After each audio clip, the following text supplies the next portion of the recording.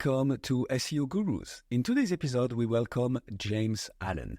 James is a technical SEO and analytics specialist with over 14 years of industry experience. He's been published on Search Engine Land and has a keen interest in AI-driven SEO solutions. James is passionate about mentoring and teaching, focusing on scaling SEO efforts through advanced scripting and analytics. This episode is brought to you by GHA Marketing, and we hope you'll enjoy our conversation with James. So, James, tell me, where are we today when it comes to the importance of links? And here I mean backlinks, but also internal links. Like, where are we standing in that regard? Right. Well, it's a really good question. I think there's been a lot of confusion in recent times from September 2023 all the way through until now. So there have been comments from, people at Google like Gary Illyes, John Mueller as well, saying things such as, I think they, meaning links, are important, but I think people overestimate the importance of links. And then obviously in March, Google removed the word important in reference to links, specifically from their spam policy documentation in terms of links as a ranking factor. And then in April, again, Gary Illyes, we need very few links to rank a page. Over the years, we've made links less important. Followed up by John Mueller saying things like, my recommendation would be not to focus so much on the absolute count of links and things like that. So it seems as if Google themselves have been attempting to distance themselves from the concept of links as a ranking factor and, how effective they are. However, elsewhere in Google's documentation, there are statements like the fact that PageRank is one of our core ranking systems, and also Google's philosophy page, it kind of makes out that PageRank and links are still really important. So and then finally in late May, we had a leak of Google internal API documentation. And if you look through some of those files and some of those documents, it very much does seem to suggest that links are still quite a critical element of Google's various ranking algorithms, and that obviously includes PageRank as well. So I guess in my opinion, we're kind of at a point where I think Google want to move away from links as a ranking factor, purely because they're an external signal that can be manipulated. Whereas if Google's core search engine can do a lot more of the critical analysis of the content and how good it is by itself, without relying on popularity metrics, that's going to be better. It's going to be kind of more secure for Google and for Google's business. And for their search engine as well, and keeping it effective. But it doesn't seem as if they've managed to fully move away from PageRank. And it seems that, for every instance where someone at Google says, links are less important, they're not one of the top 3 ranking factors, you can find information in Google's documentation or in, various leaks of information like the recent May API documentation link that they seem to really kind of contradict that. And it doesn't necessarily mean that, Google are lying or people at Google are lying. I mean, you have to realize the organization is massive, right? So probably inside of Google, the separate departments probably operate almost like, maybe even like separate organizations. So there's going to be different people and different teams, the anti-spam team, search analysts, all different people from around the organization who have their own perspectives about how important links are, and their knowledge of that might not be necessarily complete, I suppose. Whether links are still relevant or not, why would Google try to undermine their meaning and impacts? Like, I understand that they might want to get away from it, right, from a pure search quality standpoint, but why would they try and make people think, hey, just don't look at links at all anymore, whilst it seems that, as per this documentation, it's not the case anymore. But why this kind of smokescreen? What's the meaning of it? I think if you're going to answer that question, you really have to sort of consider why Google began to create the PageRank algorithm and why they began to rely on links as a ranking factor in the first place. Obviously, if all of the signals that help to rank a web page are contained within that individual document, it's really easy for people to just edit the code and edit the content and push their page to the top of the search engine rankings, right? It wouldn't be very difficult. So obviously Google needed a way to say, well, okay, there's lots of, really well optimized pages that are kind of highly relevant for this individual query, but which one of them should be at the top?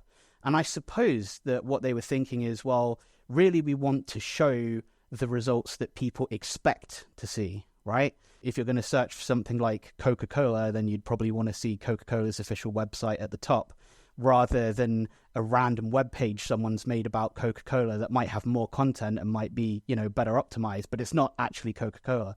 So I guess that by creating the PageRank algorithm and beginning to rely on links all those years and years ago in the first place, what Google was attempting to do was to mirror real-world popularity of different entities and brands and web pages, and kind of like to mirror that within their search results, right? So you can see why they would, in the first instance, include that. However, I think one of their mistakes was releasing that information publicly so that everyone knew about links and everyone knew that links were this kind of core element of Google's ranking algorithm. Because obviously, as soon as you make that information public, people are going to go out there and they're going to say, okay, well, we're going to do this networking and we're going to try and get links from better sites. And, we're going to try and bypass the competition and push our page to the top of the search results, when in some instances, it may not be appropriate for such a page to be ranked in such a position. So I think that the reason that Google maybe give a bit of a kind of like a smokescreen in this area is probably because, ironically, this PageRank algorithm, which was originally created to remove a vulnerability, to stop people just having all of the power to rank their page within their own HTML document, giving an external factor that was more difficult to manipulate. So ironically, by trying to escape a vulnerability, they've kind of created a new vulnerability, if that makes sense. So a new thing for people to manipulate. And I guess that it's also that links have been around in SEO as a ranking factor for a very long time.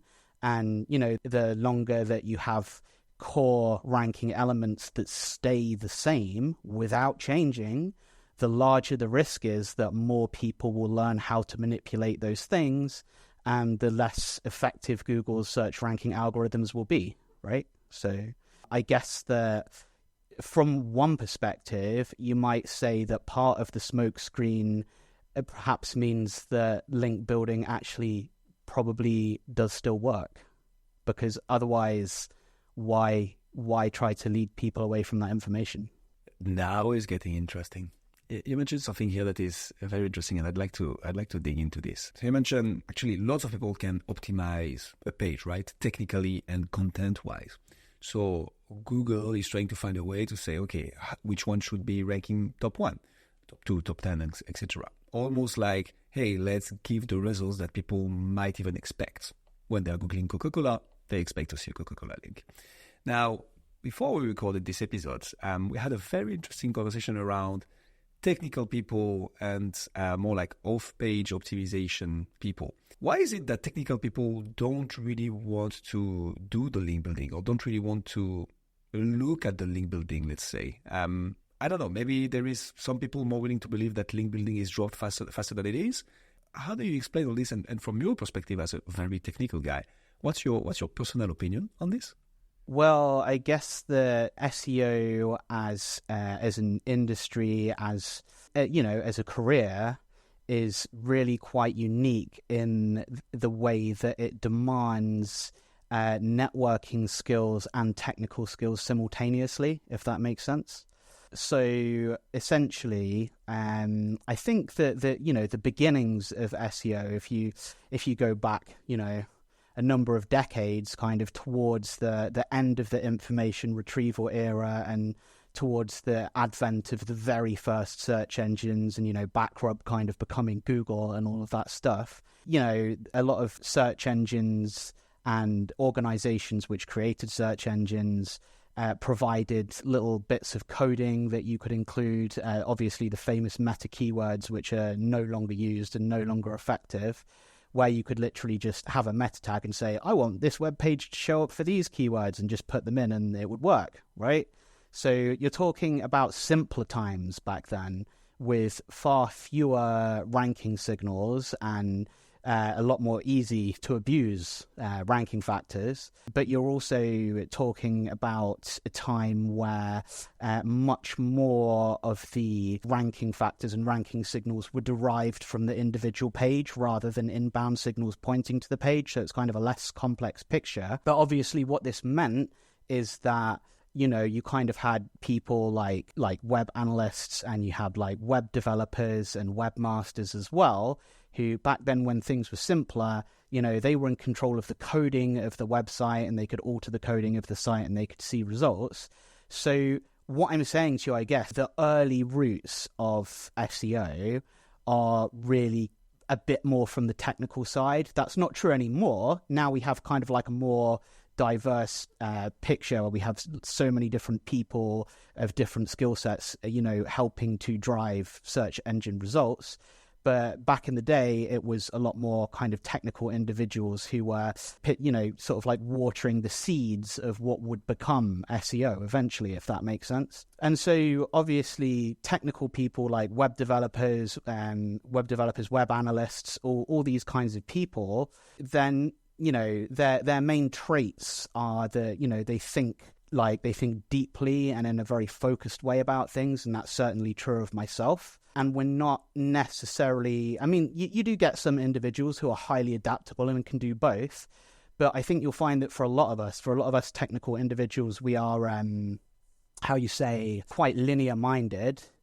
And the way that our brains work, you know, it doesn't really lend itself to the kind of chaotic nature of spinning plates and the world of digital PR essentially, and say, you know, like, oh, we need to like go and put a post over there. Did you chase up this person? Did you chase up that person? And, you know, have you gone to that event? Are you networking with these people and networking with those people? I really see that as two distinct and separate types of individual. I think that the types of people who are better at PR and, you know, relationship building and networking, they're not usually the types of people who are also highly technical. And so, you know, when PageRank became a thing and, you know, it was first spoken about and, you know, people started wanting links from different websites and stuff, it necessitated a higher caliber of networking technique, shall we say.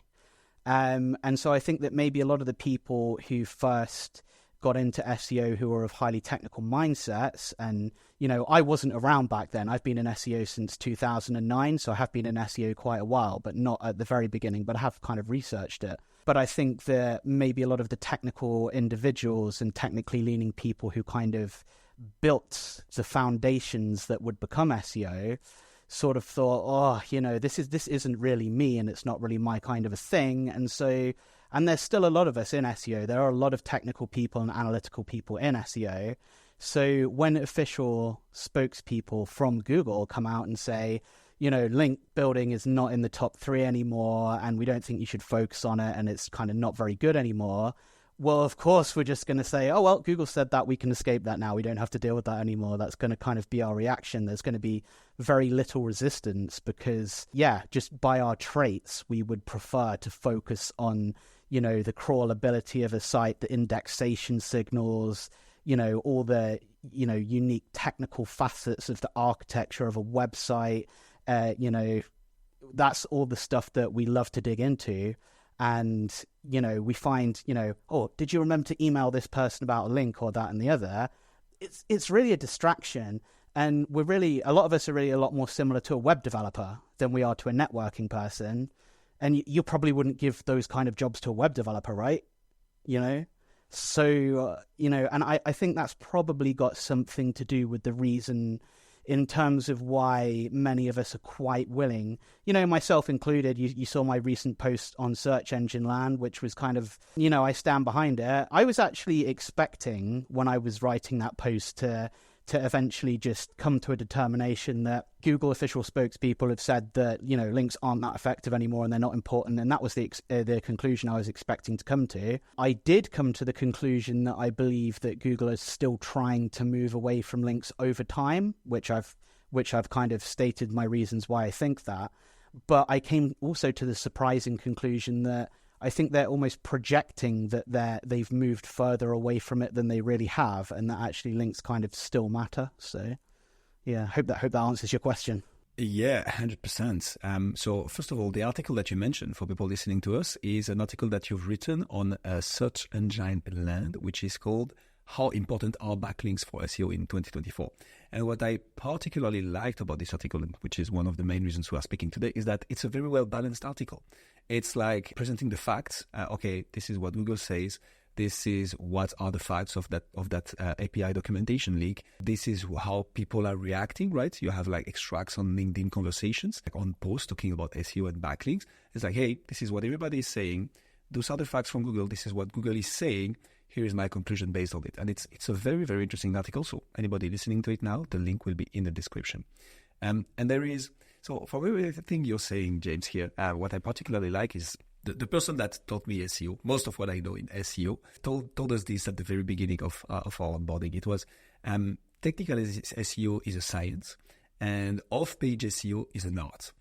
And neither are a good or a bad thing. It's just a thing. But it's funny to see how this particular analogy aligns with those two types of personality that you mentioned, because indeed you will have the technical people who are much more linear, who's like fact-based, data, indexation, crawling, that's what works, that's how things are done. Because at the end of the day, off-page SEO, you're like, yeah, you don't really know the domain authority of a website. You have indicators with multiple websites, but you can't know for sure what's the authority of that website. And then you have more relevant in-industry websites than others, and like you have relevance of links more than others. So it's still like, it's an art. There is a trend, but it's much harder to grasp exactly from a science and database perspective. So yeah, it's kind of almost more of an instinct, isn't it? I would suppose. Right. And back to the networking thing, because the networking is, again, it's not a science, right? You need to go there, you need to try, you will fail at some, some conversation, others will go well, and then you're going to build some relationships and others won't. So it's super, super interesting. So I think you hit it a bit on the answer to that question, James, but I'd like to dig a little bit deeper into it. Will links eventually become irrelevant someday, in your opinion?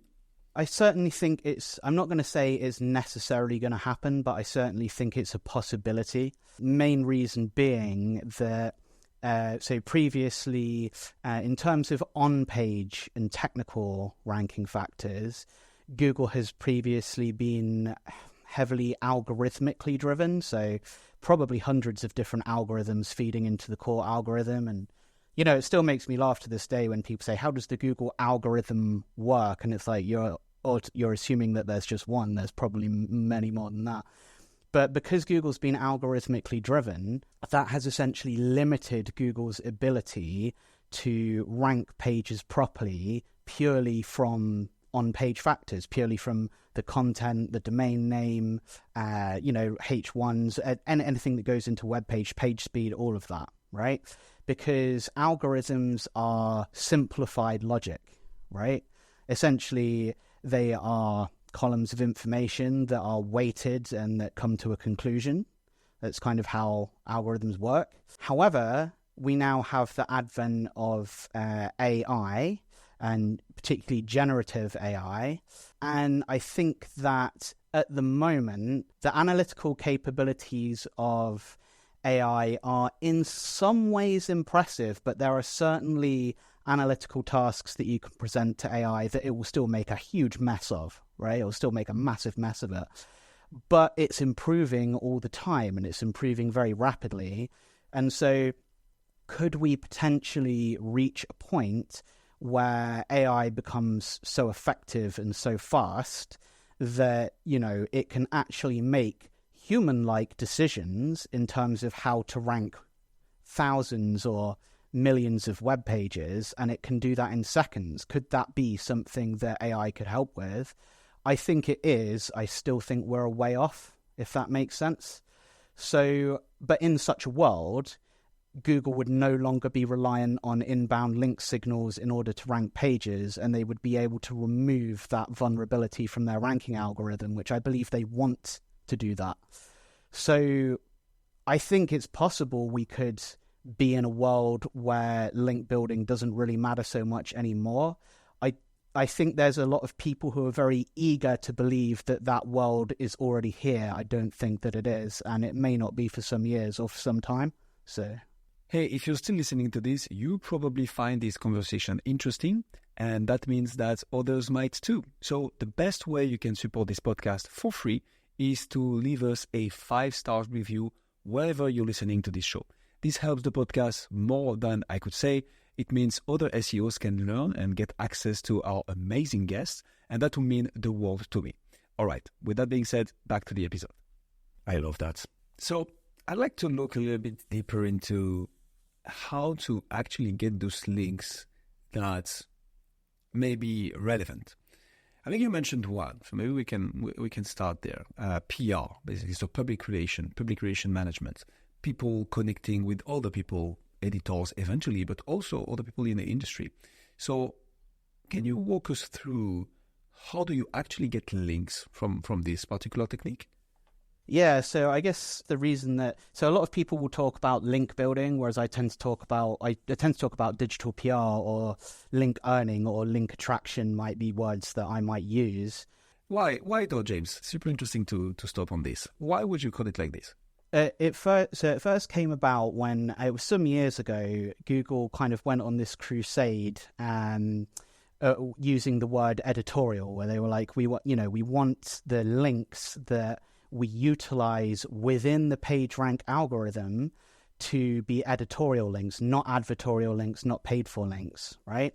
And that's when you had the new coding facets came out, like no followed links and all stuff like that, and then for a while you had the Google Penguin manual actions, and people had to submit these massive reconsideration requests and show they'd done genuine effort to remove links, and the disavow tool and all of that. But all of that ultimately came about because Google were trying to prevent advertorial paid for links from having prominence within the PageRank algorithm in terms of how pages are ranked. So they just wanted free editorial coverage and editorial links to kind of govern that.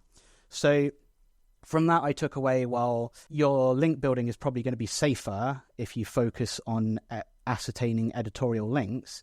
And also the other thing is as well, if you ascertain editorial links, that's how you usually gain links from mainline news publications and highly authoritative websites, right? So A, those links are going to be safer, and B, they're more often than not going to be considerably more powerful as well. I guess the reason that I talk about link earning and link attraction, digital PR, is because I think it's better to focus on kind of trying to have some kind of idea that your client can kind of carry out in the real world that will attract editorial coverage, versus going to some blogger and being like, here's $20 for a link or something like that. No one, those kind of links are not really worth anything.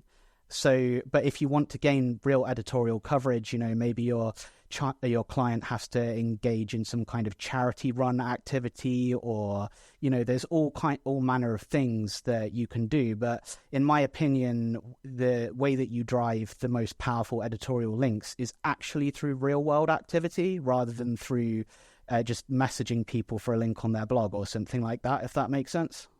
100%. So I love it. That makes so much sense, because from the very little I've learned, right, in off-page SEO and link building, or should I say link attraction, is that you have eventually, because there are some link building techniques that indeed consist of like going to people and say, hey, link to my website in exchange of something, sometimes very often money, and other times something else. So those are the links that you ask for. But the real state-of-the-art off-page SEO optimization is starting to get links that you didn't ask for, just because you're doing good stuff. And so here, back to the, building actual great content that is valuable, that people will be like, hey, if you want to check out the resources, here is actually somebody who talked about this very topic much better than I could. So boom, you get a link. There is also tools, link building, and the one that you just mentioned here, charity. That's actually super interesting. Doing something great for the industry and the greater good eventually will get attraction and will get people to talk about it and eventually give links. Super, super interesting. A few other tools and areas that people can use, such as private blog networks, PBNs. Can you walk us through what is that exactly and how does it work?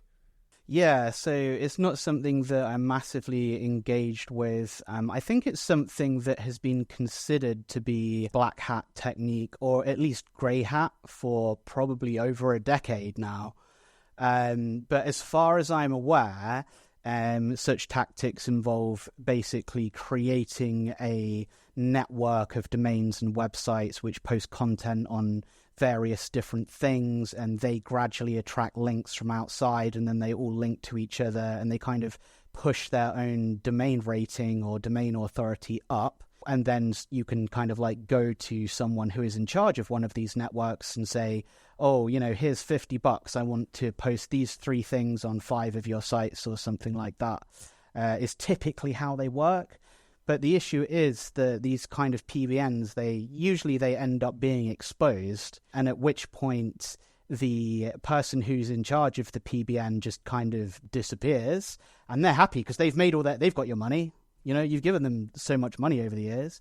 But because all of the links on those sites, Google says, this is all part of a PBN or like some kind of artificial network, they then devalue all the links on those pages. So you still have all the links pointing to your site or maybe your client sites, but those links run dry. And then so your results then go down, but you've already paid and they've already got your money. So, it's not, I don't think it's particularly a good idea if you're to engage with that kind of link building, especially if you're actually trying to build a brand.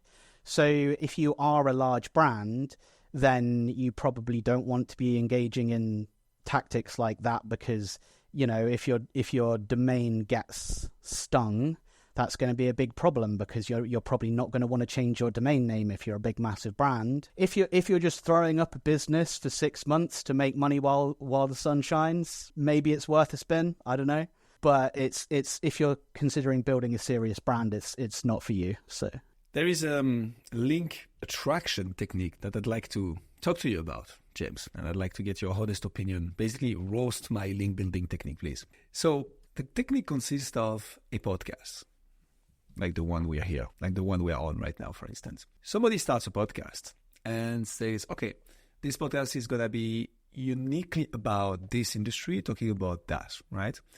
And then the purpose is to interview people. So it's an interview-based podcast, right? Not like, a storytelling or like a series or one-off or an educational podcast. Well, it can be educational, but the whole point is interviewing people.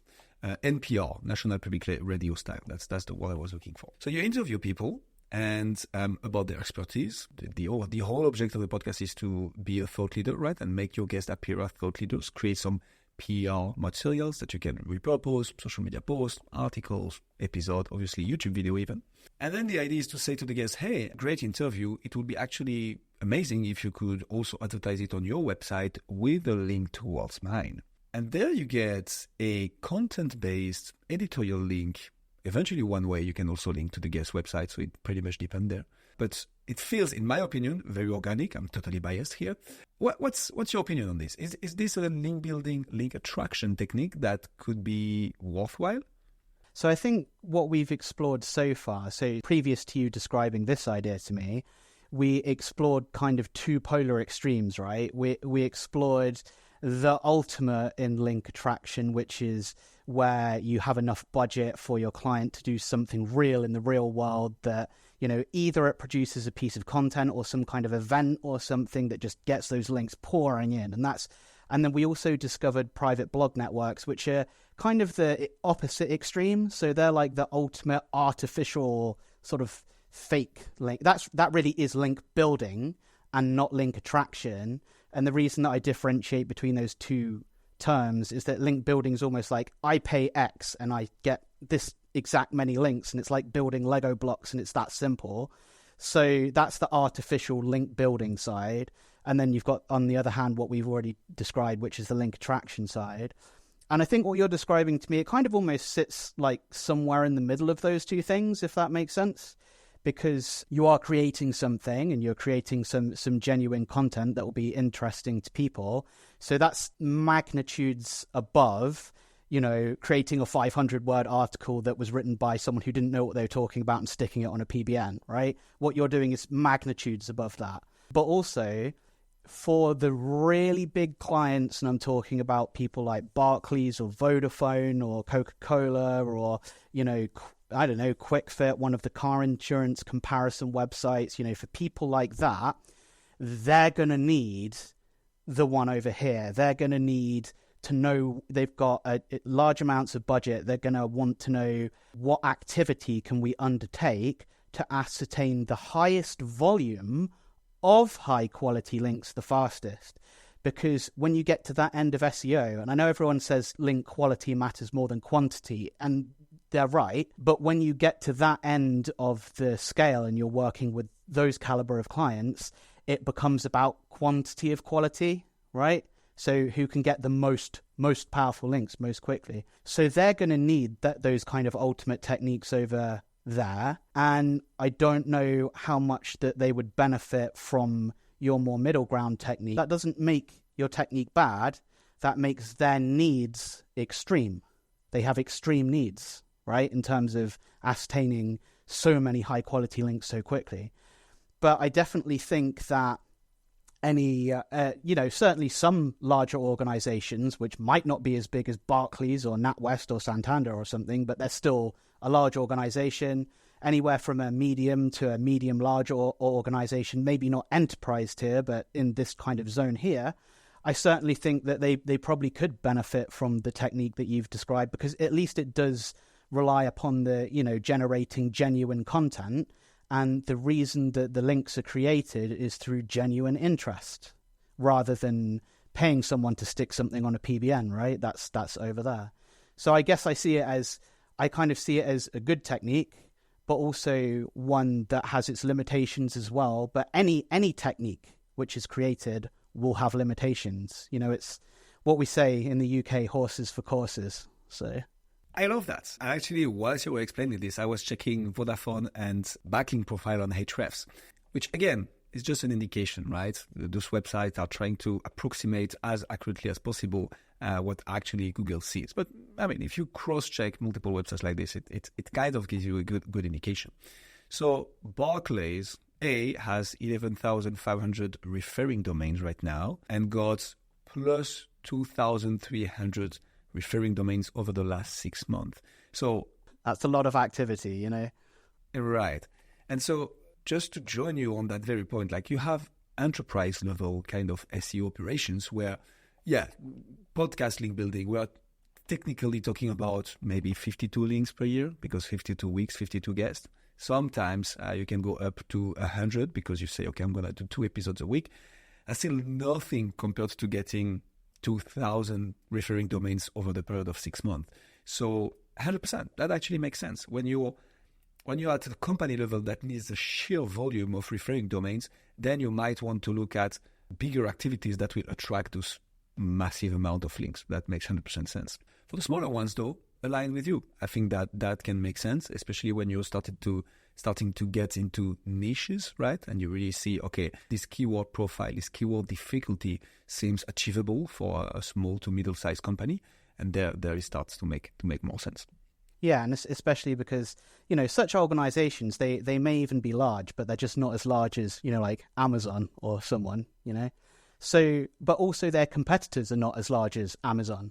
So the activity required to pass their competitors is going to be lesser. Okay, now I'm curious to see Amazon's links profile. I bet it's in the millions. I'm going to guess it's in the millions of... Millions of referring domains, you think? Okay, 96 domain authority. And it even takes that much time to calculate. Okay, yeah, actually, you're right. Oh my freaking God. So it's 1.6 billion backlinks and 2 million referring domains.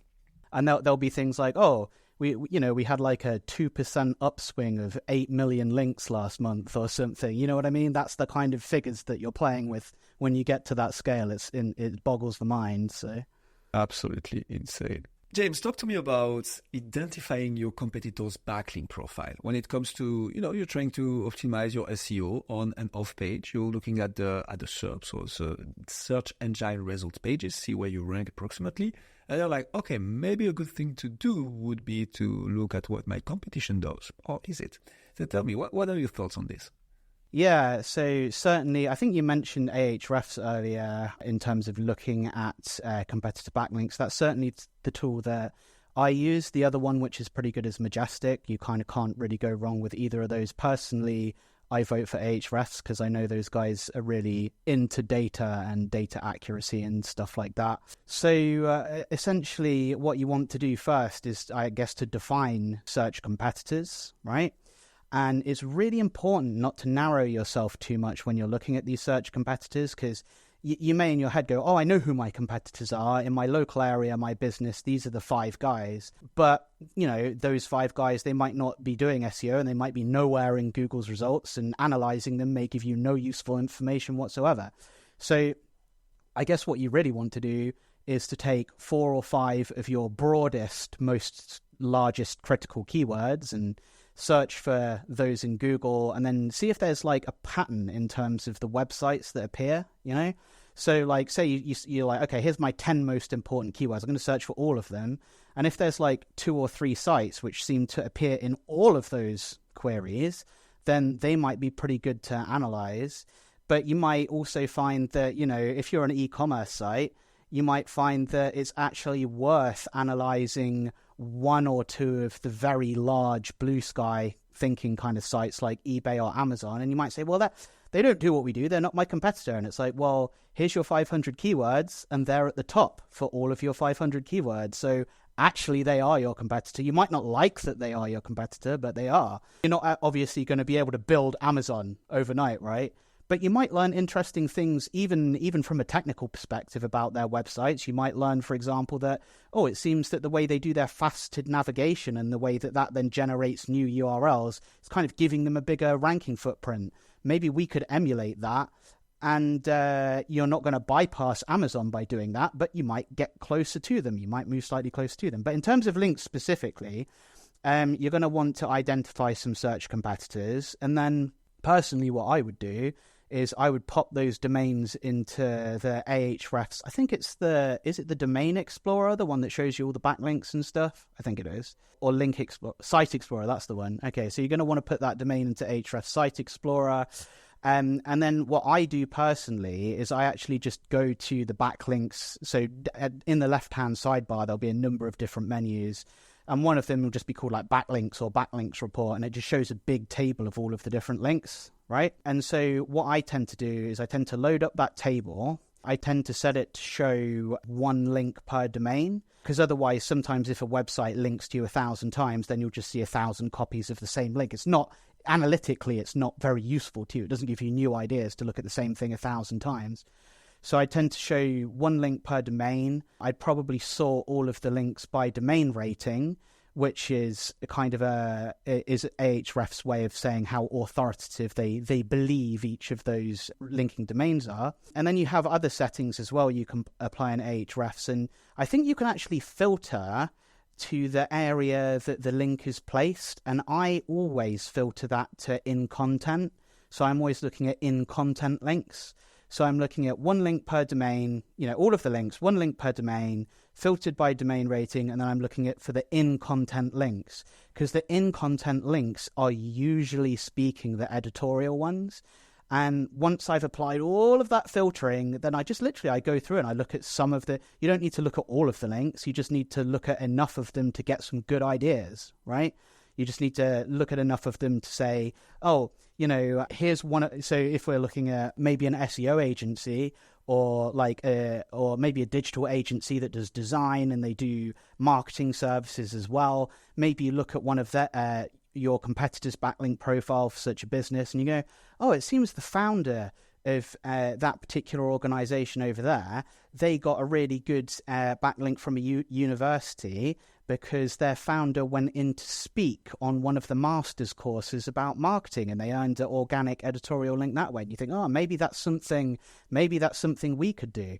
But if you're driving the highest quality links, it usually results in a learning that you need to do something in the real world.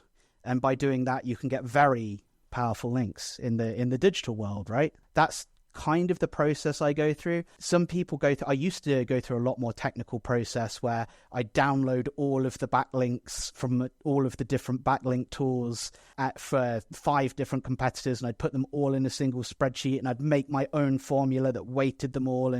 But I just think that tools like Ahrefs are so good now that I just don't think I think that the time investment is better spent on having the ideas versus the technical working of the data, if that makes sense. And that's coming from a technical person who would prefer to be technically working the data. So, James, I was going to say, for a technical person, you lean more and more towards the art of SEO, in my opinion, but that's just my personal opinion. Well, like anyone in SEO, I've had to learn about both. But I've also done things like develop Python scripts to take data from spreadsheets to OpenAI's API to batch process thousands of prompts at once to produce hundreds of on-page product descriptions and pull that information back. So I'm probably more technical than the average SEO person, but for a technical SEO person, maybe slightly more aware of the art side, maybe. So that indeed sounds much more technical. Now that makes sense. Yeah. Yeah. James, thank you so much. I think it was an absolute masterpiece. Thank you so much for coming on SEO Gurus. Yeah, thank you. It's been a pleasure. Thanks. Hey, thank you so much for making it to the end. For more content updates, visit our website at ghapodcast.com, and don't forget to connect with me on LinkedIn for more tips and insights on SEO. See you in the next episode.